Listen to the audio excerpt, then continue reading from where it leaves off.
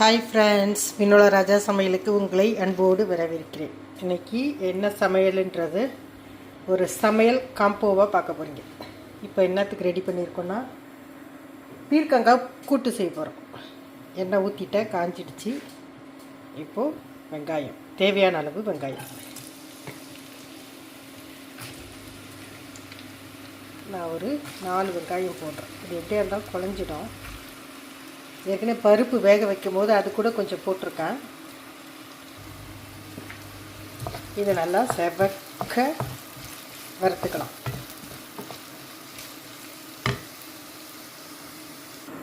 இங்கே பருப்பு வெந்துக்கிட்டு இருக்கு. இதை இந்த மத்தை வச்சு கொஞ்சம் அப்படி மசிச்சுக்குங்க. இது நல்லா அப்படியே சாந்து மாதிரி வரணும். நார்மலாக செப்போம், இன்னும் கொஞ்சம் நேரம் இருந்தால் போதும். இது வெந்துக்கிட்டு இருக்கும்போது அங்கே வெங்காயம் வதங்கிக்கிட்டு இருக்கு. இதுக்கு குழம்பு பக்கத்தில் குழம்பு ரெடி ஆகிட்டுருக்கு. இது சின்ன வெங்காயம் போட்டு குழம்பு வச்சுருக்கான், இறால் போட்டு. இப்போ தான் தாளிச்சிருக்கேன். இப்போ திறந்தன்னா மிளகா வெடுப்பு அடிக்கும். அது கொதிக்கும் போது உங்களுக்கு காட்டுறேன்.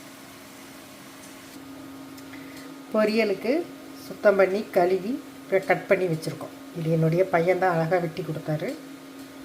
இது ஒரு 1.5 கிலோ குருஷத்து.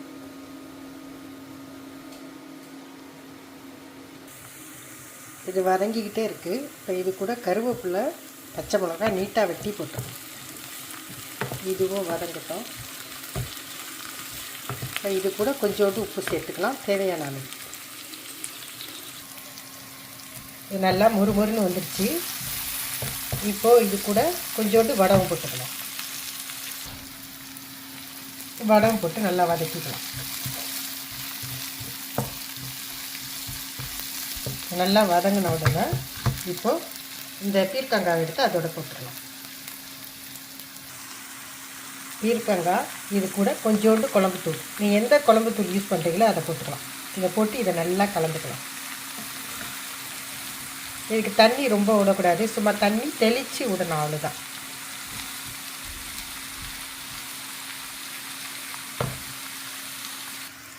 நான் இன்னும் தண்ணி சேர்க்கலை. நல்லா மெலாஞ்சி பண்ணிட்டேன், நல்லா கலந்துட்டேன். இப்போ இது கூட இந்த வேக வச்ச பருப்பை சேர்த்துக்கலாம். பருப்பு பருப்பு வெந்துட்டுச்சு. இந்த மாதிரி அதை மத்து வச்சு நல்லா மசிச்சிட்டேன். இப்போ இதை தூக்கி அந்த பீர்க்கங்காவோடு சேர்த்துடலாம். இதை நல்லா மிக்ஸ் பண்ணிவிடுங்க. இதுக்கு தண்ணி இதோட தண்ணியே போதும். ஏன்னா பீர்க்கங்காய் சீக்கிரத்தில் வெந்துடும். இப்போ அதனால் சும்மா ஒரு 2 நிமிஷம் மூடி வச்சாலே போதும். இதை நல்லா கலந்து இதை மூடி வச்சிடலாம்.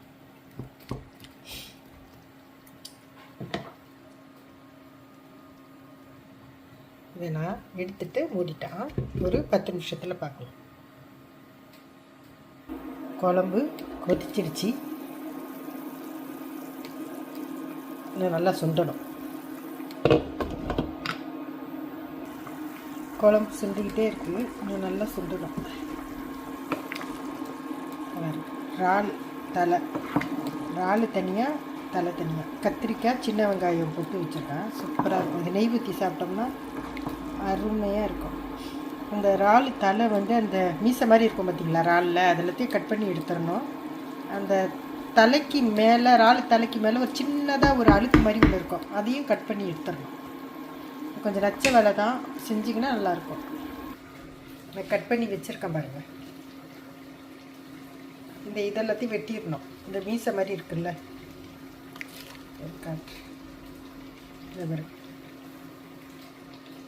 இதை நல்லா எடுத்துட்டு இந்த இங்கே இருக்கும் அந்த சின்னதாக அழுக்கு மாதிரி அதை எடுத்துடணும். அவ்வளோதான்.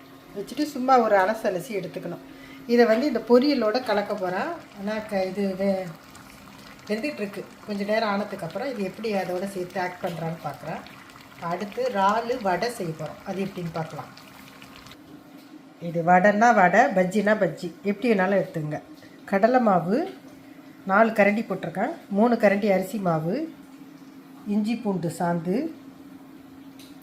வெறும் மிளகாய்த்தூள், கரம் மசாலா, மல்லித்தூள், நற்சீரகத்தூள், 2 முட்டை, தேவையான அளவு உப்பு, கொஞ்சோண்டு கலர் சேர்த்துருக்கேன். இப்போ இதை நல்லா மிக்ஸ் பண்ணிக்கலாம். பாருங்க, இதை நல்லா அந்த பஜ்ஜி மாவு பதத்துக்கு நீங்கள் கலந்துக்கணும். இதை நல்லா மிக்ஸ் பண்ணிக்கிட்டு இப்போ இது கூட இறால் சேர்த்துக்கணும். இதை நான் பொடி பொடியாக கட் பண்ணி போட்டிருக்கேன். இதை அரைச்சும் போடலாம், ஆனால் அரைச்சி போட்டால் நான் செய்கிற எந்த டேஸ்ட்டு வராது. நம்ம சாப்பிடும் போது வாயில் வந்துச்சுன்னா சூப்பராக இருக்கும். எதோ நீட்டாக போட்டிங்கனாலும் ரொம்ப அப்படியே மொத்தமாக இருக்கும். இப்போ அதனால் இது மாதிரி பொடியாக கட் பண்ணி போட்டுக்கணும். நல்லா இறாலை நல்லா இந்த மாதிரி சின்ன சின்ன துண்டு பீஸாக போட்டுங்க. நம்ம சாப்பிடும் போது அந்த இறால் வாயில் ஆப்பிடணும். எல்லா இறாலையும் இதில் சேர்த்துக்கலாம். நான் ஒரு 1/2 கிலோ இறால் சேர்த்துருக்கேன். இப்போ அது கூட பச்சை மிளகா,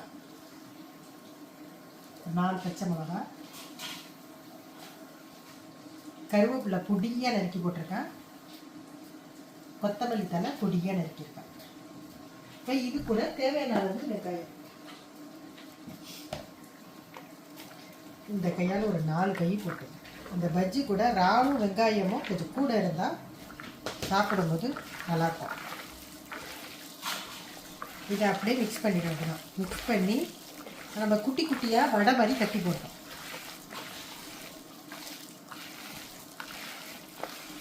இது நல்லா மிக்ஸ் பண்ணிக்கணும். இப்போ உப்பு பாருங்கள், உங்களுக்கு ஓகேவாக இருந்தால் உப்பு நிறுத்திக்கலாம், வேணும்னா கொஞ்சம் கூட போட்டுங்க. இப்போ நான் வானல் வச்சு எண்ணெய் ஊற்றிட்டேன். எண்ணெய் காஞ்சிக்கிட்டு தான் இருக்குது. டக்குனு பாருங்க போட்டுடலாம். கையை நல்லா கழுவிக்கிங்க. எடுக்கும் போது ஒட்டக்கூடாது. சும்மா நல்லா இப்படி ஒரு பீஸாக சும்மா இப்படியே போட வேண்டியதுதான். இது வடை மாதிரி ஓட்டை போட்டெல்லாம் போட போகிறதில்ல. இப்போ நேரடியாக வானலில் கொண்டு போய் போடலாம். நல்லா கலந்துட்டா எண்ணெய் காஞ்சிருச்சு. இப்போ நம்ம சின்ன சின்னதாக குட்டி குட்டியாக தட்டி போட்டுக்கலாம். இதில் சில இடத்துல இறால் வரும், சில இடத்துல வெங்காயம் வரும். நீங்கள் போடும்போது சும்மா அடி போட்டு கையால் இப்படி இது பண்ணி விடுங்க. அவ்வளோதான்.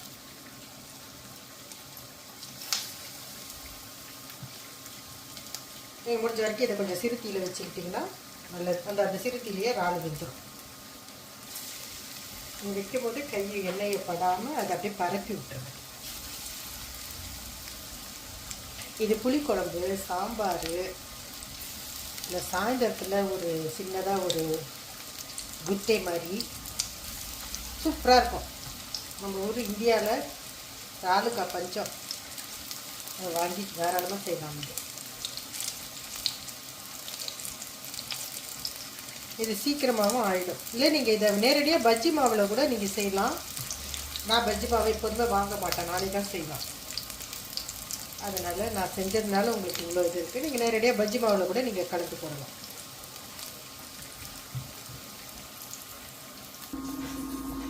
குழம்பு செஞ்சுக்கிட்டே இருக்கு. கொஞ்சம் தண்ணியாக இருக்குது. அது அப்படியே செஞ்சுக்கிட்டே வரும்.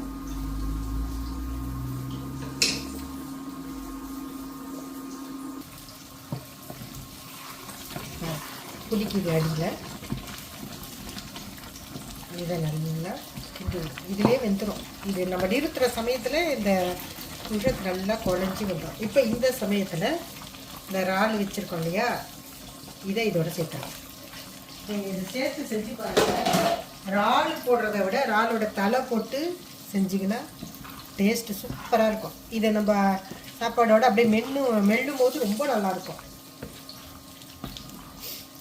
இதை முன்னாடியே போடணும்னு அவசியம் இல்லை. ஏன்னா அந்த சூட்லேயே அந்த இறால் வெந்துடும். இந்த பாருங்க, நான் போட்ட உடனே அந்த சூட்டில் இது எப்படி வெந்துருச்சு பாருங்க. இது இன்னொரு 10 நிமிஷத்தில் நிறுத்த போகிறோம். 10 நிமிஷத்துக்கு முன்னாடி போட்டாலே போதும். இன்னும் கொஞ்சம் நேரம் வேகட்டும். ஒரு நம்ம பஜ்ஜை பார்க்கலாம். இப்போ இது அப்படியே திருப்பி விட வேண்டி தான். நான் சிறுத்தியில் தான் வச்சுருக்கேன். நீங்கள் இந்த மாதிரி இறாலை அரைக்காமல் இந்த மாதிரி குட்டி குட்டியாக வெட்டி போட்டு செஞ்சு பாருங்களா, சூப்பராக இருக்கும். அது கூட இந்த வெங்காயம் இதெல்லாம் சேர்த்து செய்யணும். அப்போ தான் உங்களுக்கு நல்லாயிருக்கும். இறாலும் இடையில சாப்பிடும்போது வாயில் ஆப்பிடும். உங்களுக்கு வெங்காயமும் வாயில் ஆப்பிடும்போது நல்லாயிருக்கும்.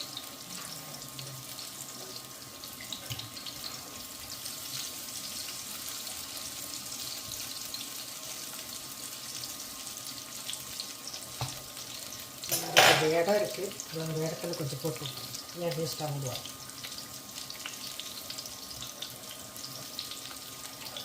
அதை குட்டி குட்டியாக போடுங்க.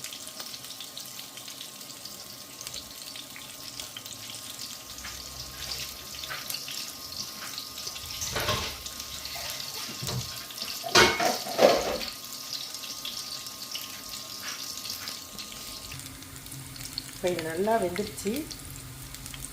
இப்போ நம்ம இதை எடுத்துடலாம். இது முருன்னு இருக்கு. இதை சுட சுட சாப்பிட்டோம்னா அருமையாக இருக்கும். நீங்கள் இதை செஞ்சு நாளைக்கு கூட கொஞ்சம் பொரிச்சிக்கலாம்.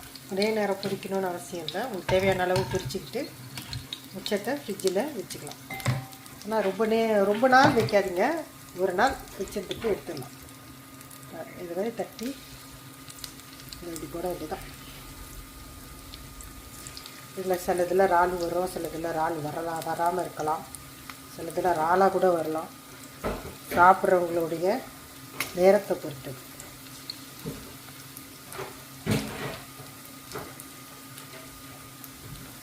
இது ரொம்ப ஈஸியான மெத்தடு தான். இது செய்யும் போது உங்களுக்கு குவான்டிட்டி அதிகமாகவும் வரும். இறாலாக செய்யும் போது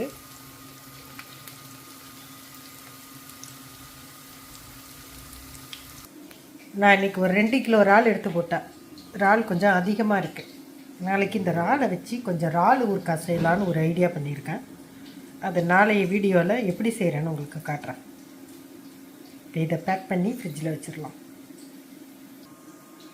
இது பேக் பண்ணியாச்சு. இதை தூக்கி ஃப்ரிட்ஜில் வச்சிடலாம். நம்மளோட பீர்க்கங்காய் கூட்டு ரெடி ஆகிடுச்சு. நிறுத்த போகிறோம். நிறுத்துறதுக்கு முன்னாடி இதுக்கிட்ட கொஞ்சோண்டு தேங்காய் பால் ஊற்றணும். தேங்காய் பாலாக எடுத்து ஊற்றணும். தேங்காய் பால் அரைச்சி போடக்கூடாது.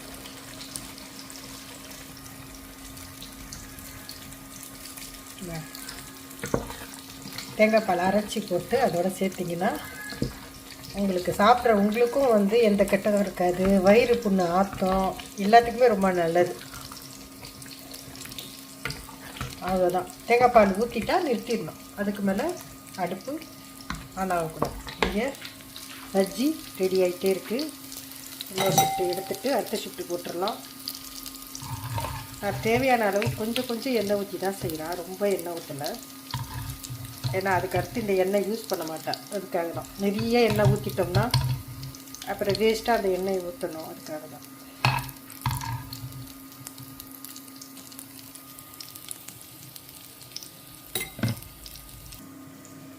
நான் அடுப்பு நிறுத்தி கொத்தமல்லி தழை நான் ஏற்கனவே சொல்லியிருக்கேன். என்னோடய வீடியோவில் நிறைய சொல்லியிருக்கேன்.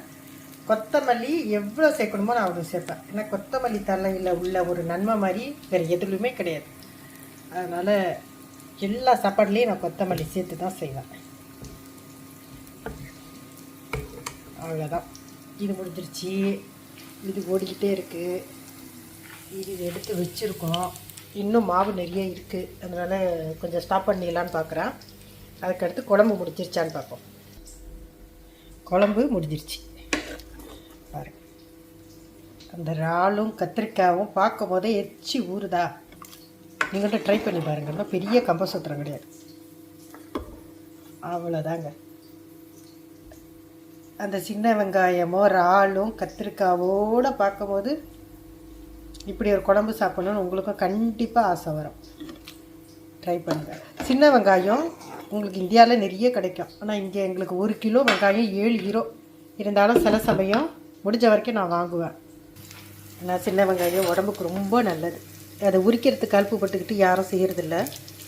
ஆனால் அந்த சமைக்கிற விஷயத்தில் மட்டும் நான் சோம்பேறித்தனம் படவே மாட்டேன். எந்த அளவுக்கு உடம்புக்கு அது ஹெல்த்தியாக வருமோ அந்த அளவுக்கு நான் அதை பார்த்து தான் செய்வேன். நான் சும்மா டைம் வேறு சமயத்தில் எனக்கு சமையல் வேலை இல்லாத சமயத்தில் ஏதாவது படம் பார்த்துட்டு இருந்தேன்னா அந்த சமயம் உரித்து டப்பாவில் போட்டு ஃப்ரிட்ஜில் வச்சுருவேன். அப்போ நான் எடுத்து சமைக்கும் போது எனக்கும் அது கொஞ்சம் ஈஸியாக இருக்கும். அதனால் நீங்கள் இந்தியாவில் இருந்தீங்கன்னா முடிஞ்ச வரைக்கும் சின்ன வெங்காயத்துலேயே ட்ரை பண்ணுங்கள் குழம்பெல்லாம். அப்போ இன்னும் கொஞ்சம் ஹெல்த்தியாகவும் இருக்கும்.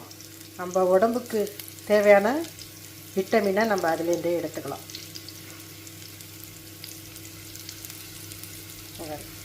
எண்ணெயில் அப்படி போடும் போதே நம்ம கையாலேயே அப்படியே சும்மா அப்படியே தள்ளி விட வேண்டியது, அந்த எண்ணெயில் கை படாமல்.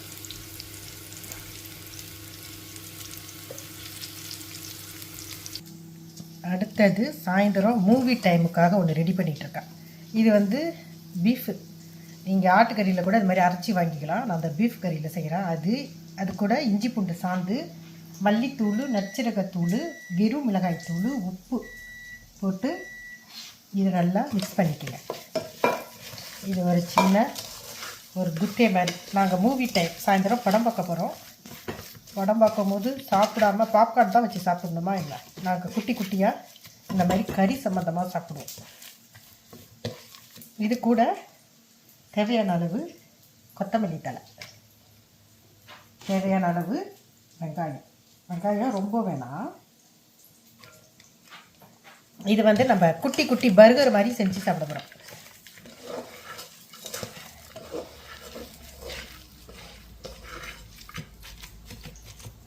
உப்பு இப்போ பார்த்துக்குங்க தேவையான அளவு. இதை அப்படியே குட்டி குட்டியாக தட்டி, இது வந்து குட்டி பர்கர் இங்கே இருக்குது பாருங்கள். நான் சாயந்தரம் செய்யும் போதும் காட்டுறேன். இந்த மாதிரி குட்டி பர்கரில் இதை நம்ம அப்படியே வச்சு அது மேலே சீஸு போட்டு சாப்பிடுவோம். இதுக்குள்ளே கறி வந்து நானே ரெடி பண்ணுறேன், அதனால தான் இதை வந்து இது பாருங்கள் இந்த மாதிரி உருண்டையாக எடுத்து இந்த மாதிரி தட்டிக்கணும். அந்த பன்னு என்ன அளவோ அந்த அளவுக்கு இதை தட்டிக்கணும். இதை அப்படியே இதில் வைக்க வேண்டியதான். இது முடிஞ்சிருச்சு. அடுத்து நம்ம சாப்பிட்ற வேண்டி தான். உங்களுக்கெல்லாம் அகோர பசியாக இருக்குது. இன்றைக்கி ஞாயிற்றுக்கிழமை 2:30 மணி ஆகிடுச்சு. இன்றைக்கி எல்லாருமே கொஞ்சம் லேட்டாக தான் எழுந்திரிச்சோம், லேட்டாக தான் பிரேக்ஃபாஸ்ட் எடுத்துக்கிட்டோம். அதனால் இதை நிறுத்திடலாம். கொஞ்சம் மாவு அப்படி தான் இருக்குது, மிச்சத்தை நாளைக்கு செஞ்சுக்கலாம்னு நிறுத்திட்டேன். பொரிச்சு வச்சாலும் சவுக்குன்னு போயிடும். இதை அப்படியே தூக்கி ஃப்ரிட்ஜில் வச்சிட வேண்டியதான். சாப்பாடு முடிஞ்சிருச்சு. எங்கள் வீட்டில் இன்றைக்கி பீர்க்கங்காய் கூட்டு, சுட சுட சாதம், சுட சுட இறால் குழம்பு, அது கூட ரசம். இப்போது சர்வ் பண்ணிடலாமா? சுட சுட சாதம் போட்டு அது கூட குழம்பு ஊற்றி நெய். இந்த நெய் நான் இந்தியாவுக்கு வரும்போது நாகப்பட்டினம்ன்ற ஒரு இடத்துல வாங்குவேன். இது வந்து பிராண்டடெல்லாம் கிடையாது, அப்படியே நேரடியாக தயாரிக்கிறது தான். அதனால் எந்த லேபரும் இதில் இருக்காது. லேபிளும் நாங்கள் இது வந்தால் இது வாங்காமல் வரமாட்டேன். இது வந்து ஒரு 20-25 வருஷமாக வாங்கிட்டுருக்கோன்னு வைங்களா. சூப்பராக இருக்கும். நான் வாங்கின்னு வந்து இங்கே ஃப்ரிட்ஜில் வச்சுருவேன். ஒரு 6 மாதத்துக்கு அப்படி தான் வாங்குவேன். ரொம்ப முன்னாடியே வாங்கிட்டு வந்து நிறைய ஸ்டாக் பண்ண மாட்டேன். அதுலேருந்து கொஞ்சோண்டு இந்த குழம்புல போட்டுப்போம். இப்போது இது கூட கொஞ்சம் கூட்டு, இது கூட கூட்டு, அது கூட பஜ்ஜி. வாங்க சாப்பிட்லாம்.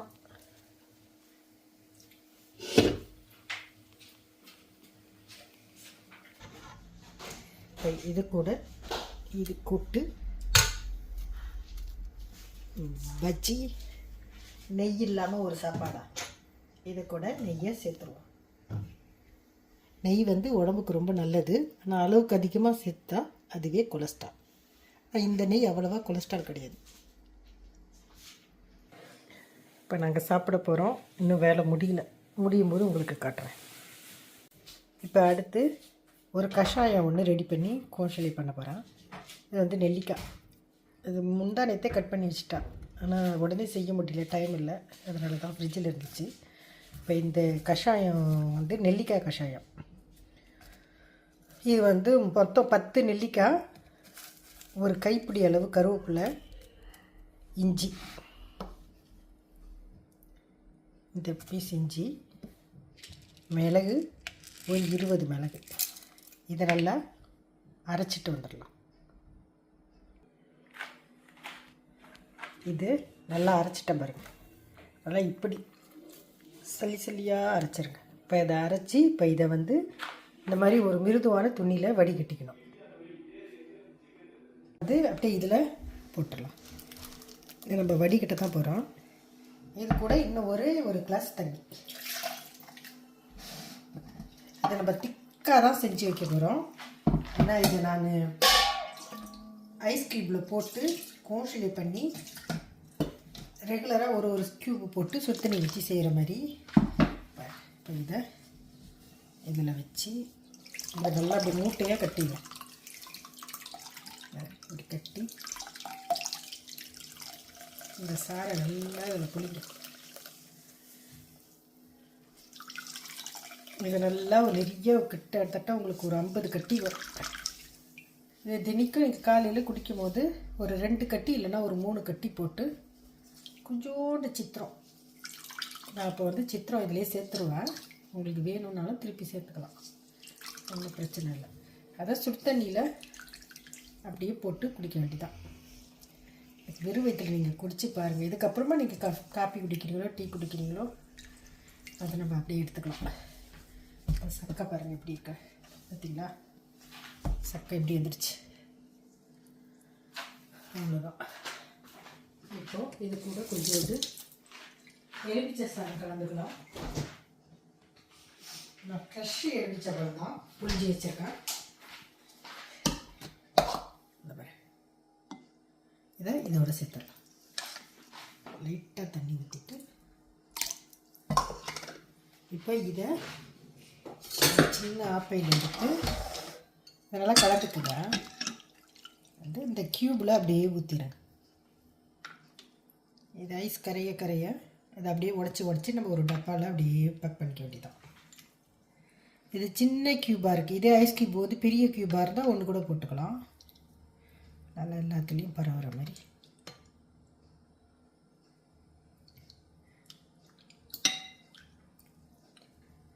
இப்போ காசு பேர் இந்தியாவில் உள்ளவங்க எல்லாருக்குமே இது தெரியும். இது இங்கே ஃப்ரான்ஸில் உள்ளவங்களுக்கு தெரியுமான்னு எனக்கு தெரியல, அதுக்கு தான் போடுறேன். ஏன்னா நாங்களும் வேலைக்கு போகிறதுனால காலையிலே செய்கிறதுக்கு டைம் இருக்க மாட்டேங்குது. இப்படி க்யூபாக இருந்துச்சுன்னா இப்போ வாரத்தில் ஒரு தடவை செஞ்சு கோன்சிலே பண்ணிக்கிட்டோன்னா வேலைக்கு போகும்போது ஒரு நாளைக்கு ஒன்று போட்டு காலையில் எடுத்துகிட்டு போயிடலாம்.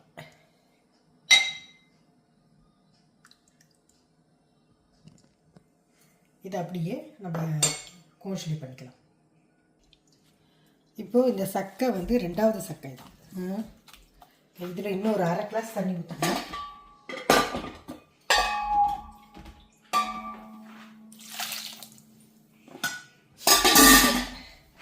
இதையும் நல்லா உங்கள் கையால் கரைச்சி விடுங்க. இப்போ இதை 2வது தண்ணிலையும் வரும், 3வதுல வராது. இதை நம்ம உடனே இப்போ சூடு பண்ணி குடிச்சிடலாம்.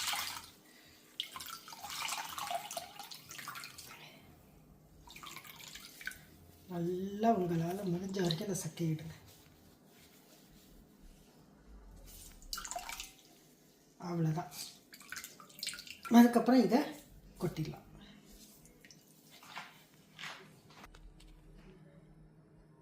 இதை நீங்கள் நைட்டு தூக்கும்போது ஒரு 1/2 கிளாஸ் சுடு தண்ணியில் சூடு பண்ணி குடிச்சிங்கன்னா சூப்பராக இருக்கும். அவ்வளோதான், இன்னைய வீடியோ முடிந்தது. அடுத்து ஒரு நல்ல ரெசிபியில் உங்களை சந்திக்கிறேன். எங்கள் ஊர் பாருங்கள், ரொம்ப குளிர்.